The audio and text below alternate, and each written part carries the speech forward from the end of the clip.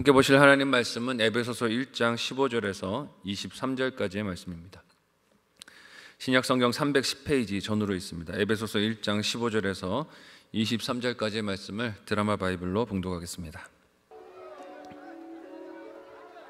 이로 말미암아 주 예수 안에서 너희 믿음과 모든 성도를 향한 사랑을 나도 듣고 내가 기도할 때에 기억하며 너희로 말미암아 감사하기를 그치지 아니하고 우리 주 예수 그리스도의 하나님 영광의 아버지께서 지혜와 계시의 영을 너희에게 주사 하나님을 알게 하시고 너희 마음의 눈을 밝히사 그의 부르심의 소망이 무엇이며 성도 안에서 그 기업의 영광의 풍성함이 무엇이며 그의 힘의 위력으로 역사하심을 따라 믿는 우리에게 베푸신 능력의 지극히 크심이 어떠한 것을 너희로 알게 하시기를 구하노라.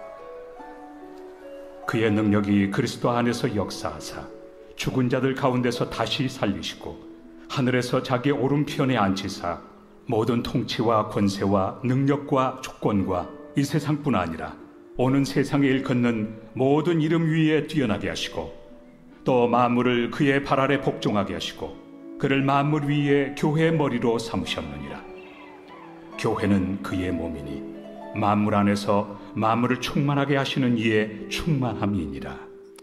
아멘. 함께 읽은 본문의 말씀을 가지고 알아야 할 하나님이라는 제목으로 말씀 나누고 기도하도록 하겠습니다. 어제부터 묵상을 시작한 이 에베소서 말씀은 6장의 짧은 편지입니다. 전체적인 내용은 교회로 부름을 받은 성도들이 알아야 할 자기 정체성이 무엇이며 어떻게 그에 맞는 삶을 살 것인가 하는 것을 담고 있습니다. 에베소라는 지역은 지금의 터키 지역으로 상업과 무역이 발달했던 항구 도시였습니다. 항구인이 여러 문화들, 또 종교들, 가치관들이 들어오고 나가면서 만나며 상호작용을 했을 것입니다. 이런 지정학적 특징을 가지고 있는 에베소 교회는 오직 한 분이신 하나님, 예수 그리스도의 십자가 복음만을 믿어야 구원을 얻는다 하는 이 복음을 믿음을 갖고 대하기가 어려웠을 거예요. 왜냐하면 여러 종교들, 가치관들이 들어오고 나가니 오직 한 분인 하나님, 그런 게 어딨어 하고 무시하는 경향이 있었죠. 그래서 바울은 이 편지에서 전반부는 성도가 알아야 할 자기 정체성이 무엇인가에 대해서 증거하고 후반부에서는 그 정체성을 가지고 사는 것이 무엇인가, 어떤 삶의 증거들로 나타나야 하는가 하는 것을 다루고 있습니다. 성도답게 산다 하는 것은 하나님과 나를 아는 것만이 아니라 알게 된 것을 따라 사는 것 모두가 다 중요하기 때문입니다. 그래서 오늘 본문에서 바울이 에베소 성도들을 위해 간구하며 그들을 위하여 원하는 바가 무엇이다 라고 바라고 있습니까? 함께 오늘 본문 15절에서 19절을 한 목소리로 읽어보도록 하겠습니다. 같이 읽습니다. 시작. 이로 말미암아 주 예수 안에서 너희 믿음과 모든 성도를 향한 사랑을 나도 듣고 내가 기도할 때 기억하며 너희로 말미암아 감사하기를 그치지 아니하고 우리 주 예수 그리스도의 하나님 영광의 아버지께서 지혜와 계시의 영을 너희에게 주사 하나님을 알게 하시고 너희 마음의 눈을 밝히사 그의 부르심의 소망이 무엇이며 성도 안에서 그 기업의 영광이 풍성함이 무엇이며 그의 힘의 위력으로 역사하심을 따라 믿는 우리에게 베푸신 능력의 지극히 크심이 어떠한 것을 너희로 알게 하시기를 구하노라. 아멘. 알게 하시기를 구하노라. 너희로 알게 하시는 것이 내가 편지를 쓰며 간구하는 기도의 제목이다 하는 것을 아뢰고 있어요. 에베소서는 로마의 옥중에서 쓰였습니다. 갇힌 환경만 보면 어떻게 감사가 나올 수 있겠습니까? 참된 것들의 가치를 알고 보는 눈이 없다면 불가능할 거예요. 그런데 바울의 눈과 귀에 보이는 것은 어떤 것이었다고 말하고 있습니까? 에베소 성도들이 믿음을 갖고 서로 사랑한다는 소식이 내 눈에 보이고 들렸다라고 말하고 있어요. 내가 당하는 문제와 고난이 있어도 기뻐할 수 있는 존재가 성도라는 것을 사도 바울이 보여주고 있는 것입니다. 그 기쁨 속에서 바울이 하나님께 간구하는 것은 나를 위한 것이 아니라 누구를 위한 것입니까? 에베소 성도들을 위한 것임을 봅니다. 그 기도로 구하는 바, 간구하는 바가 무엇이라고 읽은 본문에서 말합니까? 에베소 성도들이 하나님을 알기를 간구한다라고 말하고 있어요. 왜 이 내용을 놓고 기도하는 것일까요? 바울이 감옥 속에서도 누리고 있는 기쁨은 하나님을 아는 지식 속에서 경험하게 되는 신비이자 비밀이기 때문이 아니겠습니까? 바울이 지금 하나님 때문에 기뻐하고 있기 때문에 에베소 교회 성도들도 이 하나님을 알고 기뻐하기를 원한다 하는 것이에요. 이 하나님을 아는 것은 하나님께서 자신을 알려주셔야 가능한 것입니다. 그래서 바울은 에베소 성도들을 위하여 지혜와 계시의 영을 하나님이 그들에게 주시기를 간구했어요. 사람의 지식으로, 생각으로, 능력으로 알 수 있는 것이 아니니 하나님께서 그들에게 지혜와 계시의 영을 주셔서 하나님을 알게 해주십시오 하는 것이 내 기도 제목이라는 것입니다. 그렇게 하나님께서 지혜와 계시의 영을 주셔야 이어지는 말씀처럼 영적인 눈이 열리게 되고 이 땅에서 나의 실체를 예수님을 통하여서 또한 그 속에 있는 나로서 알 수가 있기 때문인 것입니다. 하나님을 믿게 된 일이 얼마나 큰 하나님의 능력인지 실감한다면 바울처럼 어떤 상황에서도 감사와 기쁨을 잃지 않을 것이기 때문입니다. 이런 소원이 성도가 서로를 위하여 부르짖고 간구해야 하는 기도의 목소리인 줄로 믿습니다. 우리가 성도들 서로를 위하여 이렇게 부르짖고 기도해야 하는 거예요. 물론 고난의 문제, 건강의 문제, 경제적인 문제도 우리가 놓고 기도해야 되겠지만 우리가 성도들을 위하여 기도할 때 무엇을 구해야 합니까? 하나님을 알게 해 주십시오. 이 고난에서도 저 손을 놓지 않고 함께 하시는 하나님을 알게 해 주십시오.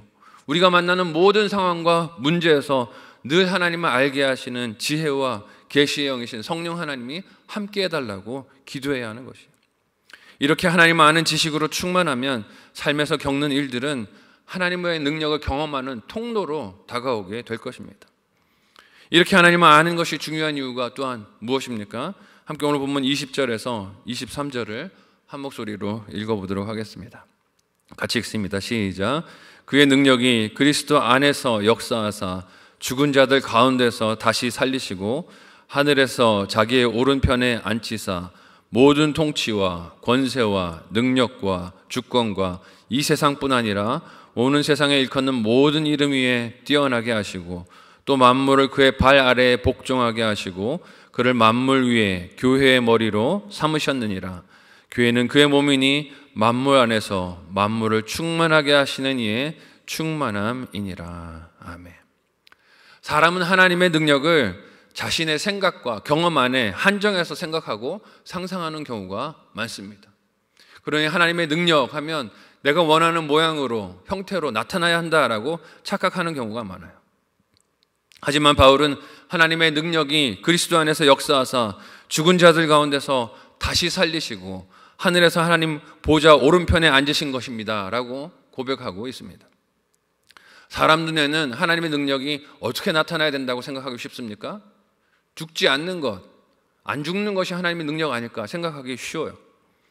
하나님은 예수님께서 십자가에서 죽으시고 그 이후에 다시 살아나시는 것이 하나님의 능력을 드러내게 하시는 통로가 되게 하셨어요. 이는 하나님의 뜻으로 성도된 자들이 예수님 안에서 하나님의 나라에 하늘에 속하게 하시는 능력이 되게 하시기 위함이다 보여주시는 것입니다. 이런 예수님 안에서 하나님의 뜻과 성도들을 향하신 마음과 기대를 아는 것은 삶에서 만나는 혼란과 어지러움과 모순들과 갈등들, 두려움들을 물리치며 살 수 있기에 중요한 것이에요. 그리고 이를 에베소서로 권면하는 바울의 삶 자체가 그 능력을 보여주는 삶의 편지가 되고 있음을 봅니다.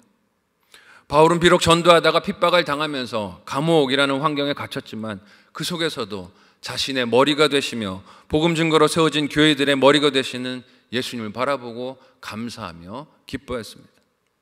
자신이 누구이며 자신이 누구에게 속해 있는지 소속을 분명하게 알았기 때문이 아니겠습니까?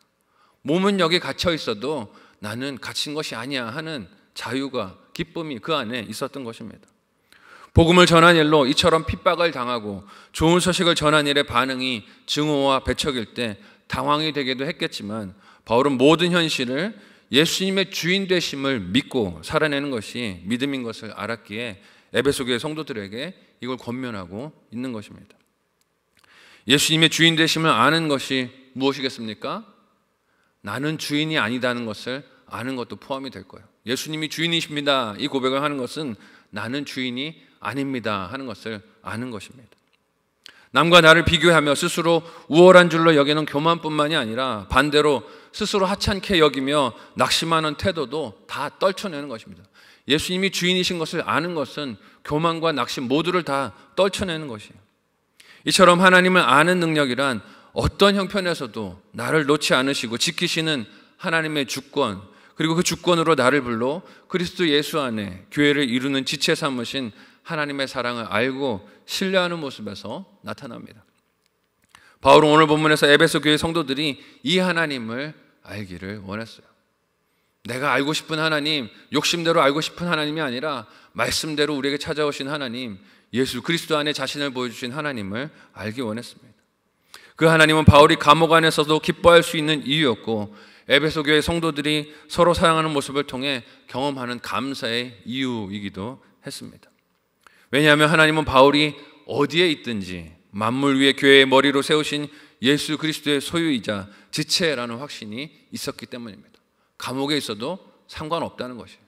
때로 질병에 걸려도 상관없다는 것입니다. 경제적인 어려움이 있어도 내가 하나님의 소유이고 자녀라는 사실은 변함이 없다는 것이에요. 그래서 그 하나님을 에베소 교인들이 알고 그 지식이 삶에서 만나는 일들을 이기도록 이끌어 주시기를 사도 바울은 간구하고 또 간구하고 또 간구하며 기도한 것입니다. 이렇게 성도의 신앙과 그 신앙 안에서의 교제는 이 땅의 상황과 환경을 초월하는 감사와 기쁨이 있는 것임을 봅니다. 오늘 우리의 삶에 마치 하나님이 계시지 않은 것 같은 그런 문제와 어려움들이 찾아올 때가 있습니다. 하나님, 이 제 고통 속에 하나님 어디 계십니까? 질문이 생기는 문제들과 어려움들이 있어요. 하나님이 그 문제만큼은 관심이 없으신 것처럼, 내가 하나님과 단절된 것처럼 생각하며 두려워하게 만드는 속임수들, 문제들이 있습니다.